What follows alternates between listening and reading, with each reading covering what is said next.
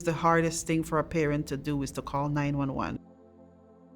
They came, they handcuffed her, they took her down to the hospital. She was hospitalized for almost 2 months, and they put her on suicide watch. I went home one night and I was just crying. I guess I tried to cry myself to sleep. And I remember that when I was a cancer survivor, my support groups were in line. And so I got up and I opened the computer and I typed in bipolar disorder. And because that's what they were saying, that she was diagnosed with bipolar disorder, but nobody explained to me what it was. And so I went online and I typed in bipolar disorder, and up popped NAMI. And on the screen it says free services, free support groups, free services. And I'm like, okay, I want to know more. And the next day I called the NAMI helpline, and the guy on the other end of the line, I will never forget what he said to me. I shared my story with him, and I told him what was going on with my child and where my child was. And he said to me, this is not your fault. This is not your child's fault. This is a illness, just like any physical illness. He started explaining to me, just like diabetes, just like cancer. Just like if you have a heart condition, it's a mental health condition. Her brain is ill. And I'm like, tell me more. I wanted to hear more, because all these years people were saying to me, it's my fault. Family members, friends, people in the community, church members were saying that this is my fault.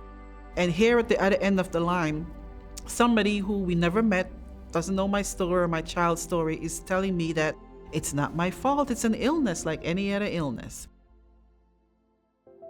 I remember walking into my first support group. I thought I was the only parent with a child that had behavioral issues or mental health conditions. And walking into that first support group, there was like 18, 20 other parents around the table trying to figure out or trying to get support or look for the same support and resource that I was looking for. I felt welcome. I felt like I was not alone. I felt like I could finally breathe.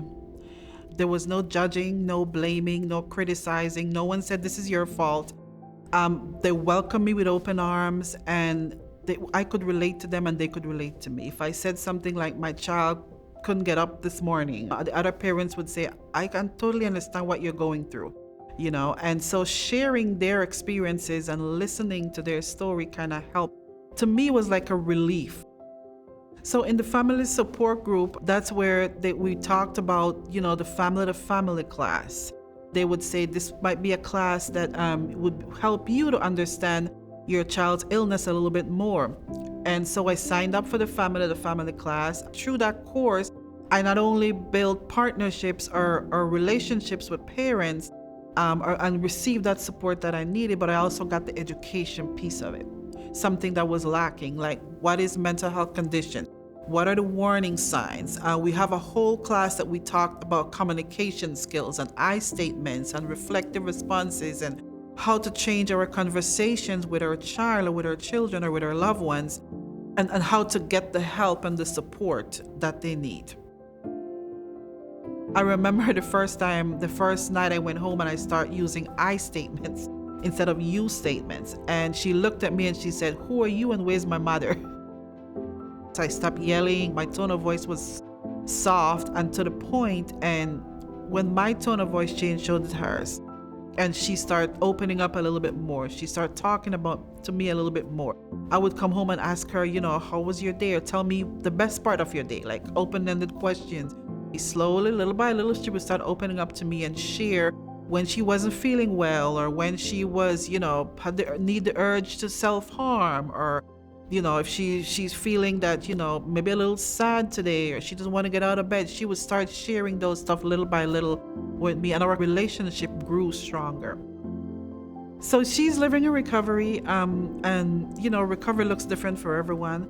She usually like to say, having a mental health condition is not the end of the world. It's a beginning of a new journey, and you just got to know yourself and know your warning signs, and it's okay to ask for help. It's okay to seek help. I started at NAMI as a volunteer. Now I'm a the bilingual program coordinator for the entire state, working with my Hispanic community, bringing that education into the community and seeing the change of people getting help, seeking help, reaching out to NAMI for support. And every time I do a support group, every time I teach a class, I learn from them. And it also helped me in my recovery because I'm giving back into the community and I'm sharing my experience. As a parent who came to this country as an immigrant single parent many, many years ago, I felt alone with my daughter, and I don't feel alone anymore. NAMI actually saved me and my daughter's life. So for me, NAMI is family, is support, is community.